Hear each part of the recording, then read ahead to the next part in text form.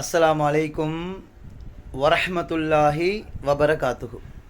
அன்பர்களே, நண்பர்களே, சகோதரர்களே, ஈரான் இஸ்ரேல் ரெண்டு நாட்டில் எந்த நாடு வெற்றி பெறும்? அன்பார்ந்தவர்களே, ரெண்டு நாடும் வெற்றி பெறாது. ஏனென்றால் கியாமத்து வரும் வரையில் யுத்தம் நடந்து கொண்டே இருக்கும். தஜ்ஜால் கூட ஈரானில் உள்ள அஸ்பஹானுக்கு தான் வருவான். இந்த அஸ்பஹானில் இதுவரைக்கும் இஸ்லாம் நுழையல்ல, அங்கே யூதர்கள் மட்டும்தான் வாழ்கிறாங்க. தஜ்ஜால் வந்த பின்னால் தஜ்ஜாலை பின்தொடரக்கூடியவர்கள் அந்த யூதர்கள், 70,000 யூதர்கள் ஈரானில் உள்ள அஸ்பஹானிலிருந்து தான் வெளியே வருவாங்க. அன்பார்ந்தவர்களே, இப்போ ஈரானுக்கும் இஸ்ரேலுக்கும் உள்ள தொலை தூரம் எவ்வளோ? 1920 கிலோமீட்டர். ஈரானிலிருந்து இஸ்ரேலுக்கு பஸ்ஸில் போனால், பஸ் வண்டியில் போனால் 20 ஹவர் பிடிக்கும்.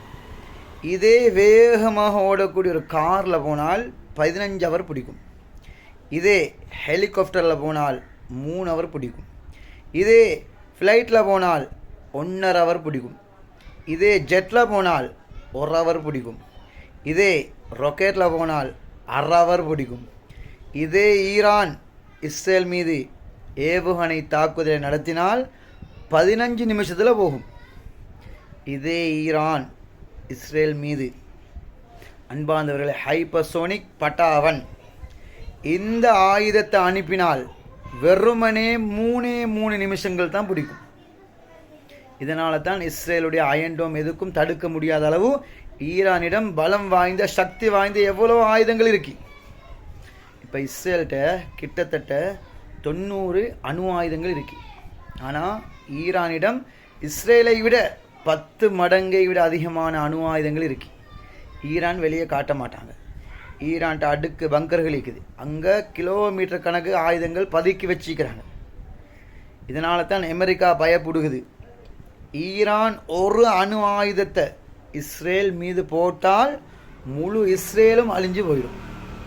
ஆனால் அணு ஆயுதங்களை பாவிக்க முடியாது. இதனால தான் அமெரிக்கா மிக மிக பயப்படுறாங்க. அதனால் ஈரான் இஸ்ரேல் இந்த ரெண்டு நாடுகளுக்கும் மத்தியில் யுத்தம் நடந்தால் ஈரான் தான் வெற்றி கொள்ளும். ஆனால் வெற்றி கிடைக்காது, யாருக்கும் இப்போ வெற்றி கிடைக்காது. ஏனென்றால் ஈசா அலைஹிஸ்ஸலாம் அவர்கள் வந்த பின்னால் தான் முஸ்லீம்களுக்கு முழுமையான வெற்றி கிடைக்கும். இப்போ ஈரான் இஸ்ரேல் யுத்தம் முஸ்லீம்களுக்கும் யூதர்களுக்கும் மத்தியில் நடக்கக்கூடிய யுத்தம் என்று சொல்ல முடியாது. ஏனென்றால் ஷியாக்கள் இஸ்லாத்துடைய பார்வையில் அவங்களோட கொள்கை வேறு. நான் கொள்கை பேச வரல. அதனால் இது முஸ்லீம்களுக்கும் யூதர்களுக்கும் மத்தியில் நடக்கக்கூடிய யுத்தம் கிடையாது. மஹதி அலைஹிஸ்ஸலாம் வருவாங்க. மஹதி அலைஹிஸ்ஸலாம் அவர்கள் சவுதி நாட்டை மெயின் பேஸாக வச்சு பல ஏரியாக்களை பிடிப்பாங்க. நபி ஸல்லல்லாஹு அலைஹி வஸல்லம் சொன்னாங்க, மஹதி அலைஹிஸ்ஸலாம் அவங்களோட படை வந்தால் அவங்களோட படை தான் உலகத்தில் மிக சக்தி வாய்ந்த படையாக இருக்கும் என்று சொன்னாங்க.